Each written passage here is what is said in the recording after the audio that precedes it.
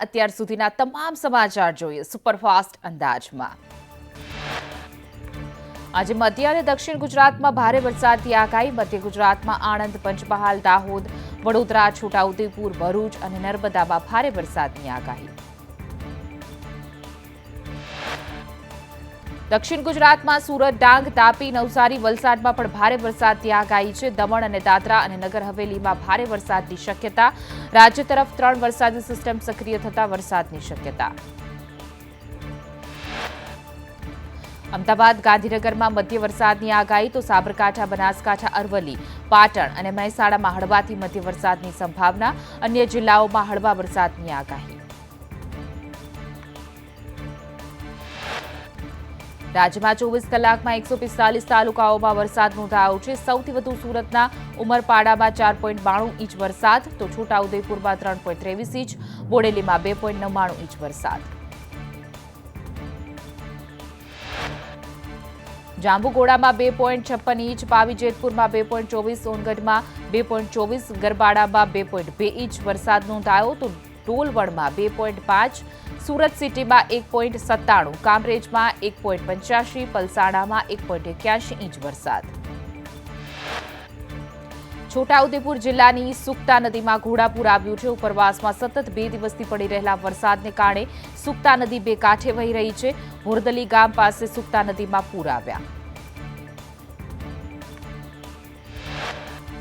છોટાઉદેપુર જિલ્લામાંથી પસાર થતી નદીઓ બે કાંઠે વહી રહી છે। ઓરસંગ નદી બે કાંઠે વહેતી થતા લોકોમાં ખુશી, સિંચાઈ અને પીવાના પાણી માટે લોકોને રાહત છે। ઉપરવાસમાં ભારે વરસાદથી ઓરસંગ નદી જીવંત બની।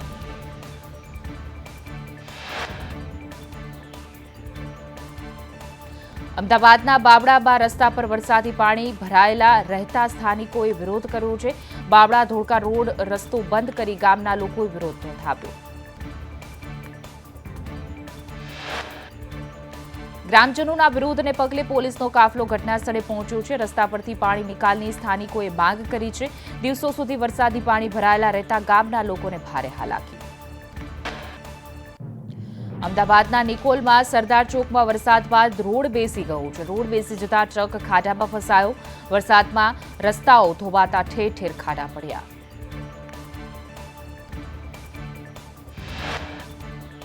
થરાદના મેઘપુરામાં 6 મહિનામાં પુલ જર્જરિત બન્યો। 6 મહિના પહેલા મેઘપુરા નજીક નર્મદા કેનાલ પર બનાવેલા પુલનો નીચેનો ભાગ તૂટી પડ્યો।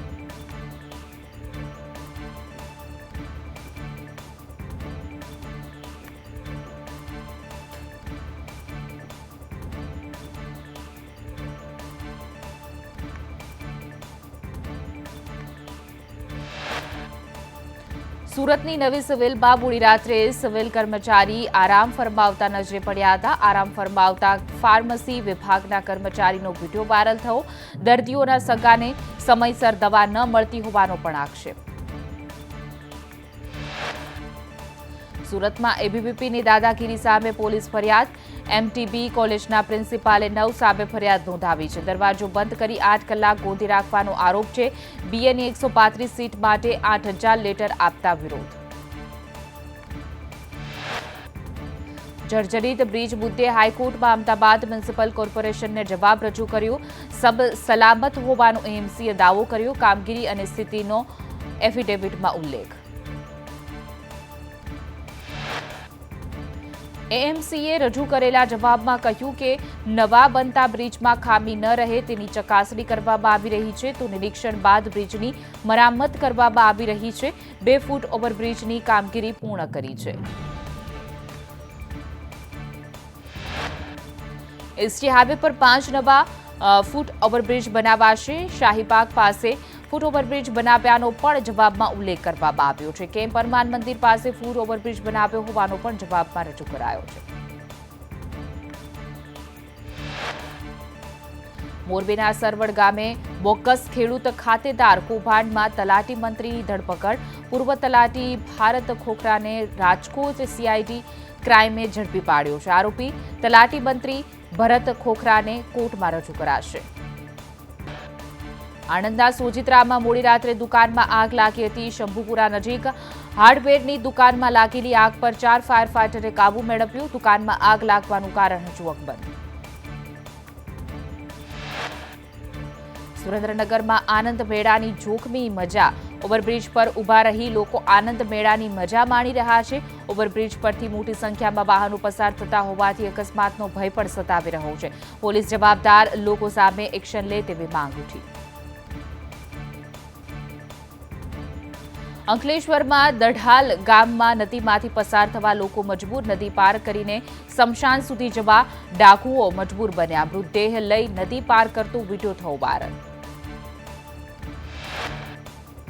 પીપાવાવ પોર્ટમાં મહીપરી યોજનાની પાઇપલાઇનમાં મીટર સામે વિરોધ થઈ રહ્યો છે. દેવપરા, ભેરાઈ, રામપરા સહિતના ગ્રામજનોનો વિરોધ. પીપાવાવ પોર્ટ દ્વારા ગામડાઓ દત્તક લેવાયા છે. ખેડાની ચકલાસી નગરપાલિકા પ્રમુખ ધર્મેશ વાઘેલા સામે અવિશ્વાસનીય દરખાસ્ત ચૂંટાયેલા સભ્યો સાથે સંકલન ન કરતા હોવાનો આક્ષેપ કરાયો છે. પ્રજાના હિતના પ્રશ્નો ઉકેલતા ન હોવાનો પણ આક્ષેપ. પ્રમુખ સામે 22 સભ્યોએ કરી છે અવિશ્વસનીય દરખાસ્ત.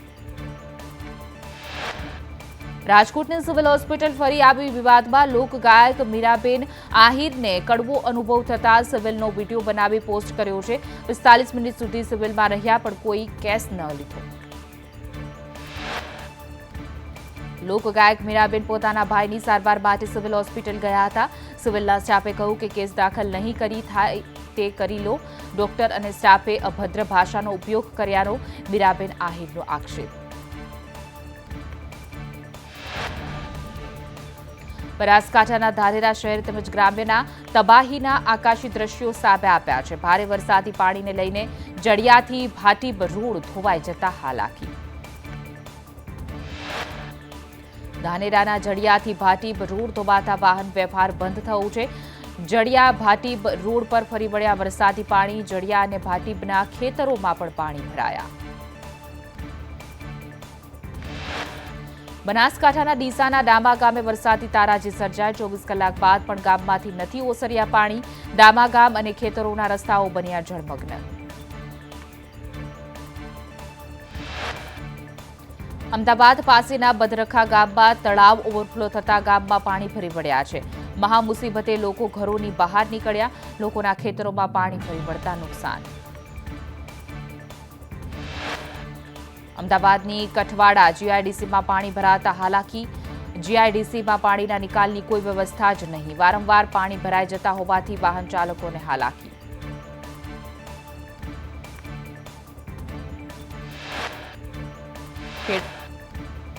ખેડામાં શેરી નદીના જળસ્તરમાં વધારો થતા એકલવેલુ ગામને એલર્ટ અપાયું છે. ઠાસરા ટીડીઓએ એકલવેલુ ગામની મુલાકાત પણ લીધી હતી.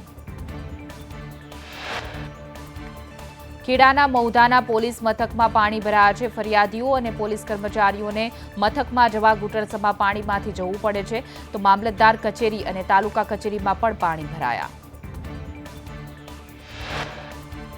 મહેમદાબાદનું સુઢા વણસોલ ગામ સંપર્ક વિહોણું બન્યું છે. રોડ પર કેળસમાં પાણી ભરાતા લોકોને ભારે હાલાકીનો સામનો કરવો પડી રહ્યો છે. એકમાત્ર ટ્રેક્ટર થકી ગામમાં અવરજવર કરી શકાય છે.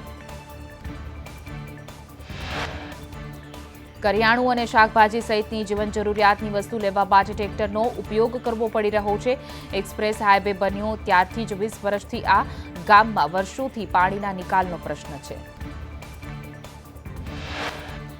રાજકોટ જન્માષ્ટમીનો લોકમેળો યાંત્રિક રાઇડ્સ સાથે યોજાશે.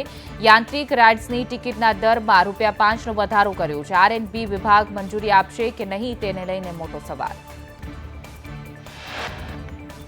રાજકોટના લોકમેળામાં ડ્રોની શરૂઆત પહેલા જ સર્જાયો વિવાદ. ડ્રોની શરૂઆત સાથે નાની ચકડીના સંચાલકોમાં રોષ જોવા મળ્યો. રેસકોર્સ મેદાનમાં કાર્યરત 150 ચકડી સંચાલકો નારાજ. રાજકોટના લોકમેળામાં ગયા વર્ષે પ્લોટનો ભાવ 12,000ની આસપાસ હતો. આ વર્ષે 15,000થી 25,000 ભાવ કરવામાં આવ્યો છે. લોકમેળામાં માત્ર 15 જેટલી ચકડી માટે પ્લોટ રાખ્યો છે. સંદેશ ન્યૂઝના અહેવાલ બાદ નિવૃત્ત શિક્ષકોની ભરતીનો પરિપત્ર રદ કરવામાં આવ્યો. સરકારે ભરતીની જાહેરાત કરતા થયો હતો વિવાદ. નિવૃત્ત શિક્ષકોની ભરતીથી ઉમેદવારોમાં હતો રોષ. નિવૃત્ત શિક્ષકોની ભરતીના નિર્ણયને રદ કરવા અંગે શિક્ષણ મંત્રીનું નિવેદન સામે આવ્યું. પાનસરિયાએ કહ્યું કે શિક્ષણ વિભાગે ભરતીનો નિર્ણય રદ કર્યો છે. વચગાળા માટે નિર્ણય થયો હતો પરંતુ રદ કર્યો છે. ગાંધીનગરમાં શિક્ષકોની ભરતીને લઈને ઉમેદવારોએ રજૂઆત કરી હતી. ધોરણ 9 થી 12ની વર્તમાન ભરતી માટે મેરિટ લિસ્ટ બહાર પાડવા માંગ કરી હતી. 2700 બેઠક ખાલી હોવાનો ઉમેદવારોનો દાવો. મહેસાણામાં અર્બન બેંક ચૂંટણીને લઈને રાજકારણ ગરમાયું. વિશ્વાસ પેનલના ડીએમ પટેલે વિનોદ પટેલ અને જીકે પટેલ પર ₹1,000 કરોડનું કૌભાંડ કર્યાનો આક્ષેપ લગાવ્યો. ખોટા ધિરાણો કરી રોકાણ કર્યાનો પણ આરોપ. સુરેન્દ્રનગર સિટી સર્વે ઓફિસમાં ભ્રષ્ટાચારના આક્ષેપ. પ્રોપર્ટી કાર્ડ દસ્તાવેજમાં નામ ઉમેરવા જવાને હાલાકી. ધારાસભ્યએ અધિકારીને તપાસના આદેશ કર્યા છે. વહીવટ ન કરો તો ધક્કે ચડાવવા આવતા હોવાના અરજદારોના આક્ષેપ.